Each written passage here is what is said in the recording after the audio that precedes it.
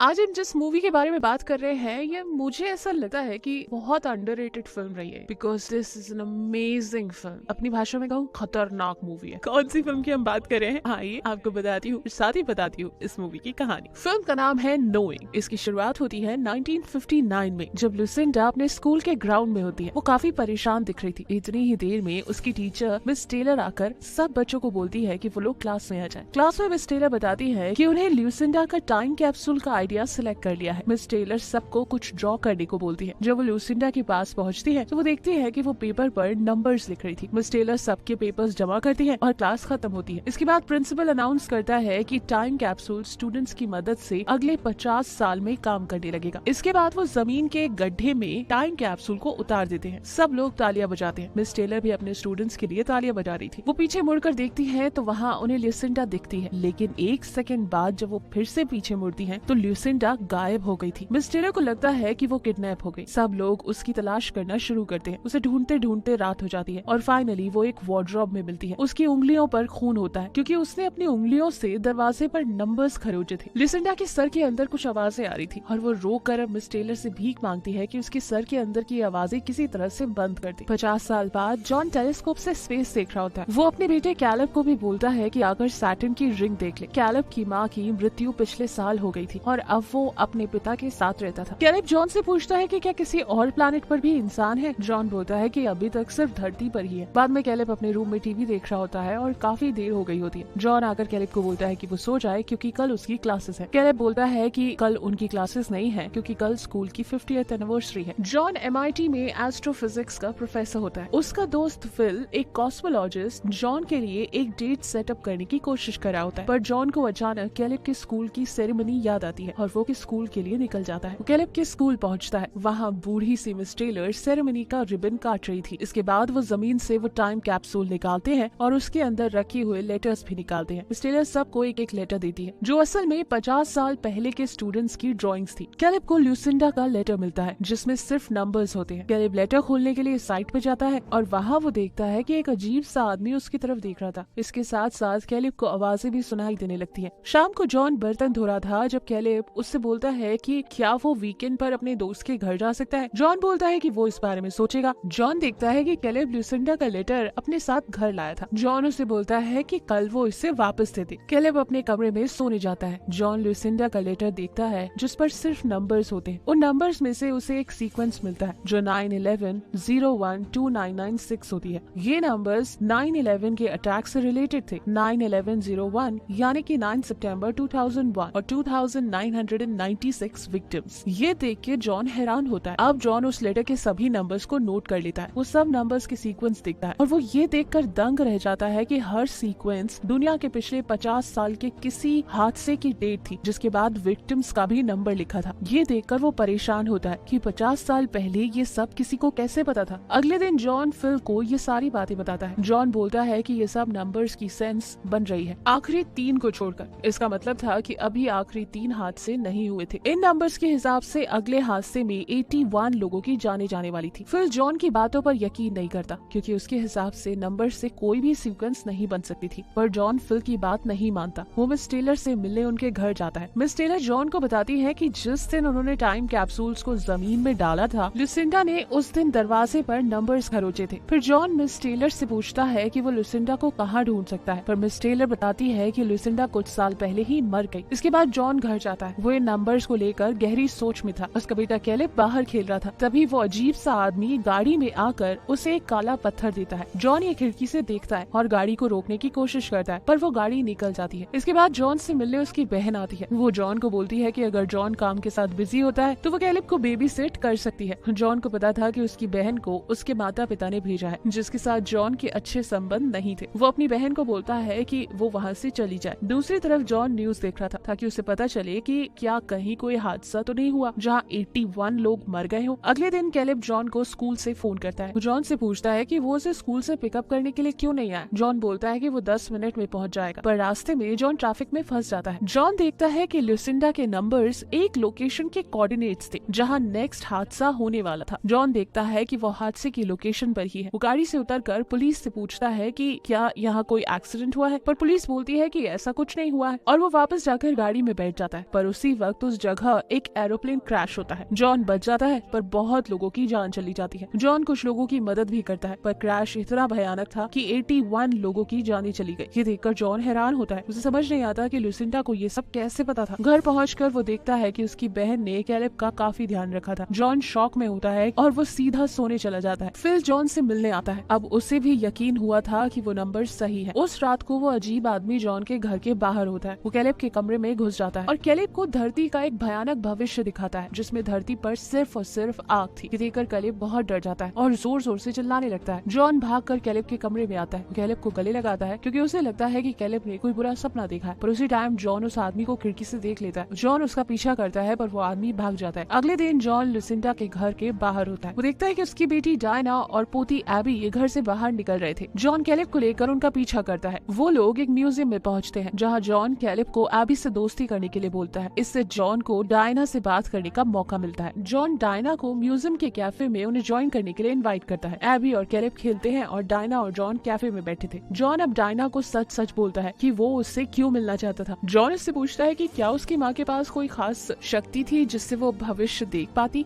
ये सुनकर डायना को गुस्सा आता है और वो वहाँ से उठकर जाती है। जॉन उसे जाने से मना करता है और बताता है कि कल 19 अक्टूबर को और 2 हादसे होंगे जिसमें बहुत लोगों की जानें जाएंगी। जॉन बोलता है कि इन हादसों को रोकने में डायना उसकी मदद करे पर डायना उसकी बात नहीं सुनती और वहाँ से चली जाती है। उस रात जॉन न्यूज पर देखता है कि अगले दिन एक टेररिस्ट अटैक होने वाला है। जॉन जल्दी से एक फोन बूथ पर जाकर FBI को अटैक के कोऑर्डिनेट्स देता है और अगले दिन जॉन कैलेब को अपनी बहन के घर छोड़ता है और खुद FBI के पास जाने के लिए निकल जाता है। वो न्यूयॉर्क पहुँच के एक ऑफिसर को पूछता है कि क्या उनने उस लोकेशन पर लोगों को बचाने के लिए कुछ किया है। FBI को जॉन पर ही शक होता है और वो उसे पकड़ने वाले थे। जॉन वहाँ से भाग जाता है और FBI उसका पीछा करती है। जॉन ट्रेन स्टेशन पर जाता है जहाँ उसे वो अजीब आदमी नजर आता है। जॉन उसका पीछा करता है पर वो आदमी ट्रेन में घुस जाता है। जॉन भी ट्रेन में चला जाता है ताकि इस बार वो उसको पकड़ सके। पुलिस और FBI दोनों जॉन को ढूंढ रहे थे। जॉन उस आदमी का पीछा करता है पर उतनी ही देर में वहाँ पुलिस आती है और उन दोनों को बोलती है कि वो दोनों अपनी जगह से ना हिले और तब पता चलता है कि वो आदमी बस DVD चुरा कर भाग रहा था। दूसरी तरफ एक ट्रेन पटरी से उतर जाती है और अब वो जॉन वाली ट्रेन से टकराने वाली थी। जॉन को नजर आता है कि ट्रेन उनकी तरफ आ रही थी। वो सबको बोलता है कि जल्दी से ट्रेन के बाहर निकल जाए। कुछ लोग बाहर निकल जाते हैं पर कुछ लोगों की जान चली जाती है। जॉन बहुत दुखी होता है क्योंकि वो इस हादसे को रोक नहीं पाया। इसके बाद जॉन कैलेब को लेकर घर जाता है। घर के बाहर डायना और एबी उसका इंतजार कर रहे थे। डायना जॉन को बताती है कि वो उसकी मदद करना चाहती है। वो बोलती है कि लुसिंडा पूरी जिंदगी बोलती रही कि उसकी बेटी डायना 19 अक्टूबर को मर जाएगी। डायना, जॉन, एबी और कैलेब गाड़ी में लुसिंडा के पुराने घर की तरफ निकल जाते हैं। वो दोनों बच्चों को गाड़ी में छोड़ देते हैं और खुद वो दोनों उस पुराने से घर में जाते हैं ताकि उन्हें कोई सुराग मिले। अंदर जाने से पहले डायना लुसिंडा के लेटर्स देखती है जो जॉन के पास होते हैं और वो बोलती है कि आखिर में 33 नहीं लिखा है बल्कि वो 2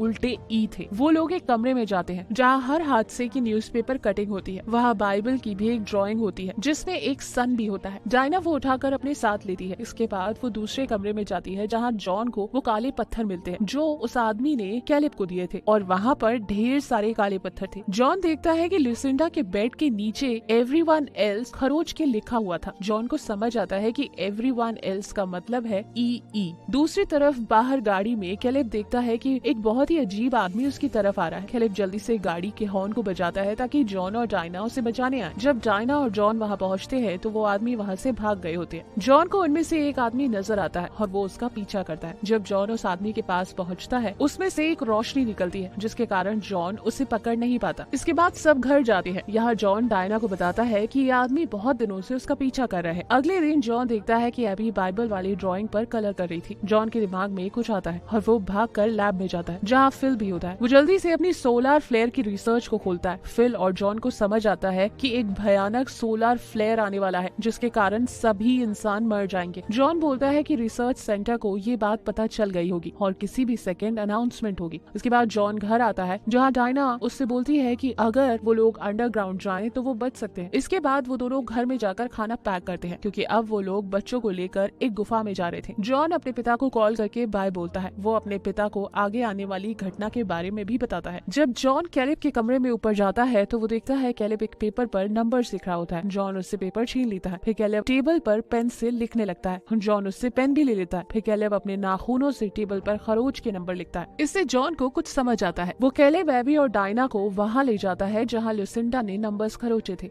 वो उनके स्कूल का दरवाजा तोड़ के अंदर जाता है। जॉन वही दरवाजा ढूंढता है जहाँ लुसिंडा ने खरोचा था। वो उस दरवाजे को तोड़कर घर ले जाता है। घर पहुंचकर वो उस दरवाजे से पेंट को उतारता है, क्योंकि जॉन को लगता है कि जो नंबर लुसिंडा ने दरवाजे पर खरोचा था वो एक लोकेशन के कोऑर्डिनेट्स थे जहाँ उन्हें जाना चाहिए। पर डायना इतनी डरी हुई थी कि वो नहीं रुक और जॉन को वहीं छोड़कर बच्चों को गुफा में ले जाती है। जब जॉन दरवाजे से पूरा पेंट उतार लेता है तब वो देखता है कि डायना बच्चों को ले गई थी। वो गाड़ी में बैठकर उन्हें ढूंढने निकल जाता है। गाड़ी में एबी उससे बोलती है कि वो नंबर्स कभी गलत नहीं हो सकते क्योंकि वो उससे बातें करते हैं। ये सुन डायना बहुत डर जाती है। वो एक गैस स्टेशन पर रुकती है जहाँ कैलेब जॉन को कॉल करता है। डायना भी जॉन से बात करके उससे माफी मांगती है और बोलती है कि वो गैस स्टेशन पर है। जॉन डायना को बोलता है कि दरवाजे पर जो लोकेशन थी वो लुसिंडा के पुराने घर की है और उन सबको वहाँ जाना होगा। डायना नहीं मानती और उसी वक्त वो देखती है कि उसके सामने एक काला पत्थर था और जब वो पीछे मुड़ती है तो वो देखती है कि कोई आदमी बच्चों को गाड़ी में से लेकर निकल रहा था। डायना जल्दी से किसी और गाड़ी में बैठकर उनका पीछा करती है। रास्ते में उसका एक्सीडेंट होता है और जब जॉन वहाँ पहुँचता है तो वो देखता है कि डायना एम्बुलेंस में होती है। 12 बजे ही डायना की मौत होती है, यानी कि 19 अक्टूबर, जैसा कि लुसिंडा ने बोला था। जॉन जल्दी से लुसिंडा के पुराने घर की तरफ निकलता है क्योंकि उसे लगता है कि वो आदमी बच्चों को लेकर लुसिंडा के पुराने घर ही पहुंचेगा। जॉन वहाँ पहुँचता है और उसे वहाँ कैलेब मिलता है। वहाँ वो अजीब आदमी भी होते हैं। जॉन कैलेब को बोलता है कि वो उसके साथ घर चले, पर कैलेब बोलता है कि वो सभी आदमी उसकी रक्षा करने वाले हैं। उसी वक्त एबी आकर बोलती है कि उन्हें इन आदमियों के साथ जाना होगा जो एलियंस थे। वो एलियंस इंसानों को सोलर फ्लेयर से बचाने के लिए अपने साथ ले जा रहे थे। हर जगह से वो कुछ बच्चों को चुनकर स्पेस में ला रहे थे। जॉन को समझ आता है कि अगर वो चाहता है कि कैलेब जिंदा रहे तो उसे एलियंस के साथ जाना होगा। जॉन बोलता है कि उसे भी एलियंस के साथ जाना है, पर एलियंस उससे मना कर देते हैं क्योंकि वो लोग सिर्फ बच्चों को ले जा रहे थे। यहाँ जॉन कैलेब को बहुत जोर से गले लगाता है और एक लॉकेट देता है जिसमें जॉन और कैलेब की माँ की तस्वीर थी। उसी वक्त वहाँ एलियन स्पेसशिप आती है जिसे देख के जॉन दंग रह जाता है। वो कैलेब और एबी को बाय बोलते हैं। बहुत सारी एलियन शिप्स धरती से निकलती हुई दिखती हैं क्योंकि उन सब ने चुने हुए बच्चों को बचा लिया था। इसके बाद जॉन अपने पिता के घर जाता है और वो सब आखिरी बार गले लगते हैं, जिसके बाद सोलर फ्लेयर से सब लोग मर जाते हैं। दूसरी तरफ कैलेब और एबी ब्रह्मांड के किसी कोने में होते हैं जो बहुत खूबसूरत था और इसी के साथ ये मूवी खत्म होती है। इस मूवी से आपने सोलर फ्लेयर के बारे में सीखा। सोलर फ्लेयर के दौरान सूरज से भयानक रेडिएशंस निकलती है जो इंसानों के लिए बहुत हानिकारक होती है।